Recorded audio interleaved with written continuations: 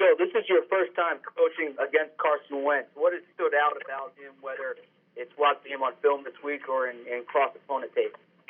Well, Wentz is a very versatile player. He's pretty good at everything. Got a real good arm. Can make all the throws. Control on the run. Throw in the pocket. Gets the ball to all his receivers. Reads coverage as well. Athletic to extend plays. Looks like a pretty smart guy. They give him a lot of responsibility in terms of check his line of scrimmage, whether those are changing plays or adjusting protections or run checks, things like that. So really a good football player that, as I said, looks good at everything, good at all areas of the game. Hey, Bill, is there anybody that what Carson Wentz reminds you of that you've played against? Yeah, I don't know. He's pretty good. Bill, I know you spoke before about your admiration for Jim Schwartz. He even said yesterday that he would need 2 days of a press conference to go over all the things that he learned from you. But my question for you is, do you feel, as someone who was given a second chance to be head coach, that Jim deserves another opportunity? Yeah, absolutely. Yeah. I mean, Jim did a great job, in bringing the Detroit program back. I mean, they were very competitive. Then he went into Buffalo and did a very good job there and won a Super Bowl at Philadelphia. So, I mean, I don't know what more he would need to do. He's very good at personnel. He's a good motivator. He's great with players. Very good with assistant coaches. He has a ton of experience in all areas of the game, and I think he's one of the best coaches I've been around. One of the smartest people I've been around, and certainly in that position of head coach, a lot of things you have to deal with that are outside of normal type things. So you just got to be able to handle those, whether it be there's a lot of things, and he's very good at that. Jim's the type of guy that can have, as I found out in Cleveland, he's the kind of guy that can have 20 things on his plate, and then you ask him to do something else, and he's already thought of that ahead of time and has started on it, and already has some thoughts on what you're looking for before you even. He knows what you're going to ask for before you even ask for it. So, yeah, he's as good as anybody I've been around. Thank you. Hey, Bill, one of the things the Eagles said after the Super Bowl was that they hoped this would be like the new normal for them, and obviously it's been a struggle since then. But I guess my question is, how have you been able to sustain, the team's excellence for so many years? I mean, what's the hardest thing about doing that? I don't know. We just take it one game at a time. So this week it's the Eagles, and obviously it'll be a big challenge for us. We certainly didn't do very well last time we played them, so hopefully we can be more competitive this time. We'll see how it goes. Bill, what do you remember? Bill, what do you remember most about that Super Bowl, and why do you think the Eagles, looking back, were able to be so successful? And do you think any of that can translate to this week? Yeah, I mean, I think we talked about that game at length, ad nauseum. That game was a long time ago, so we'll get ready for this game, and we'll see how it goes. Coach, what do you make of Brady's comments that he wasn't over that loss in the Super Bowl? I think that's the way any competitor feels about any game. It's games from 1975, when my first year in coaching, that I'm not really over. So, Bill, did you go back and look at that tape at all from the Super Bowl as a resource for this week? Yeah, we've seen a lot of film on the Eagles. But that Super Bowl game in particular? Yeah, we've seen a lot of film on the Eagles. Hey, Bill, the way the Eagles are using 12 personnel, what stands out about those two tight ends in particular, Ertz and Goddard? Yeah, right. They're on the field a lot. Probably on the field more than any other two tight ends in the league. So, yeah, they do a great job game planning, utilizing those two players in a number of different ways, and a lot of pressure on the defense, run game, passing game, formations. Again, Wentz is very good at recognizing matchups and identifying the weak part of the defense and having them be productive. Again, whether it's in the running game or the passing game, it's really both. So they're very well organized offense and well executed. Well, both the Eagles secondary getting healthier.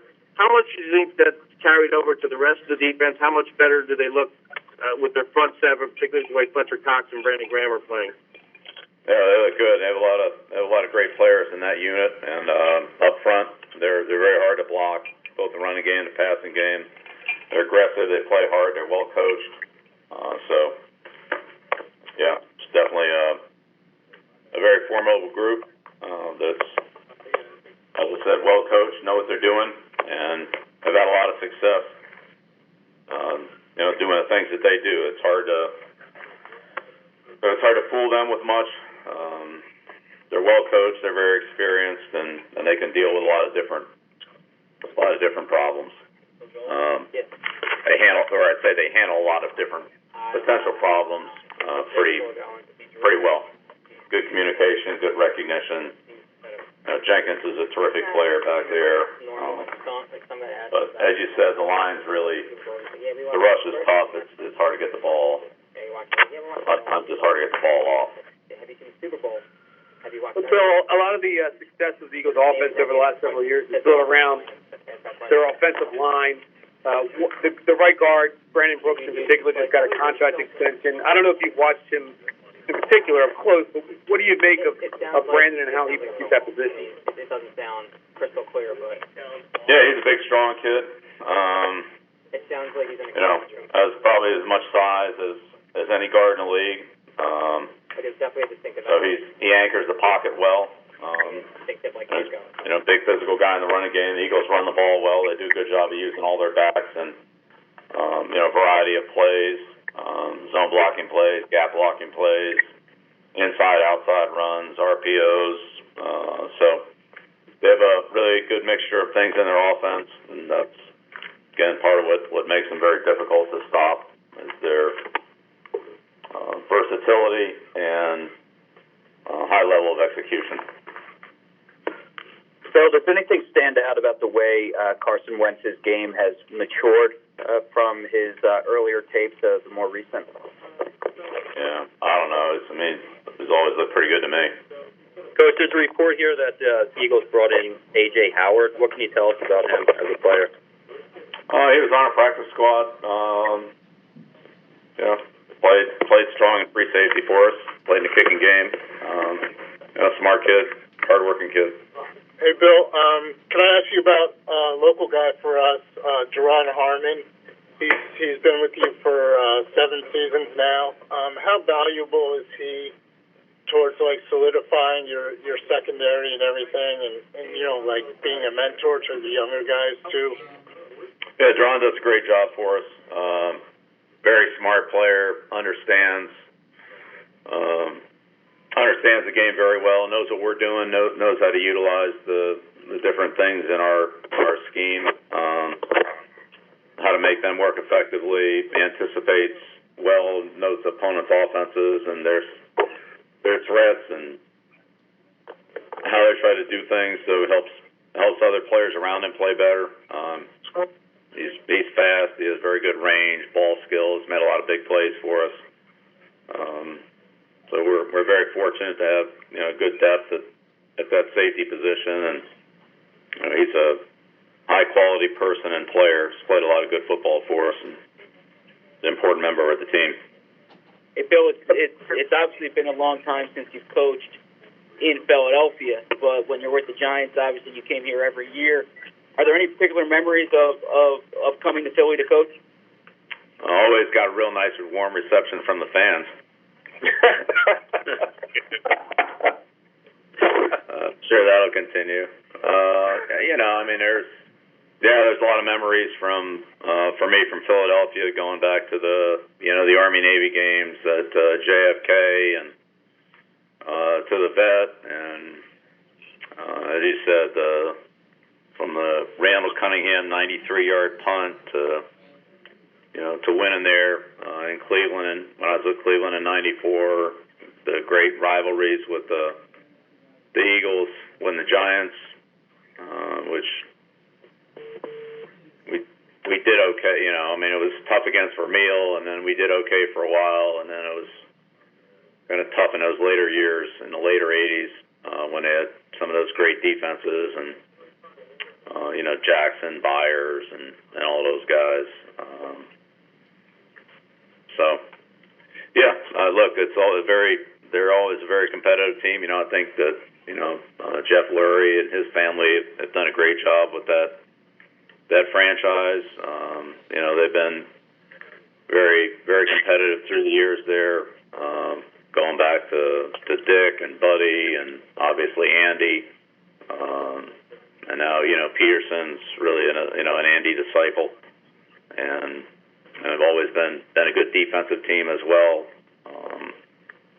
Going back to Marion Campbell and when he was there with Dick, and obviously the Buddy Ryan years, and now Jim Schwartz, and so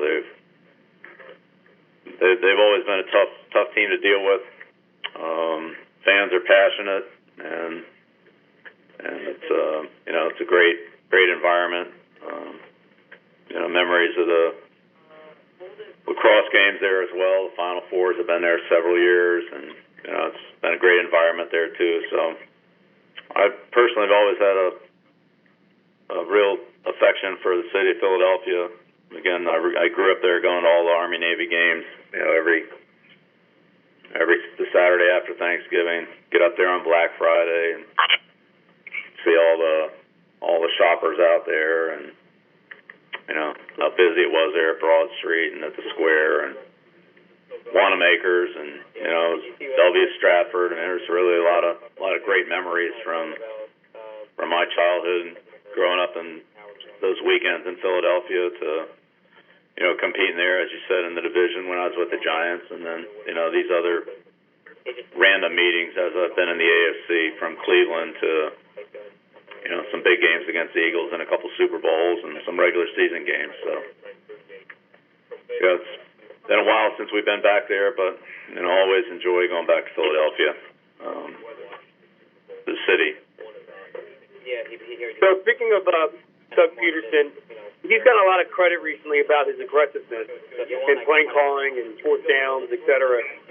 You kind of had long done that many years before, and have always been known for pushing the envelope. I'm wondering how much do you use analytics, and how much of it is basically your gut? Well, I think it's as a coach, I try to take a lot of things into consideration, and make the best decisions that I can for the team. But I think those are all unique game-by-game type situations, and matchups and game conditions and situations and so forth. So, but Coach Peterson's obviously had a lot of success, and has a philosophy that's worked well for him. But yeah, that's not really. I wouldn't say it's a gut decision. It's a calculated decision, but it's just not based on analytics. All right, thank you. Yep, we'll see you Sunday. Thank you.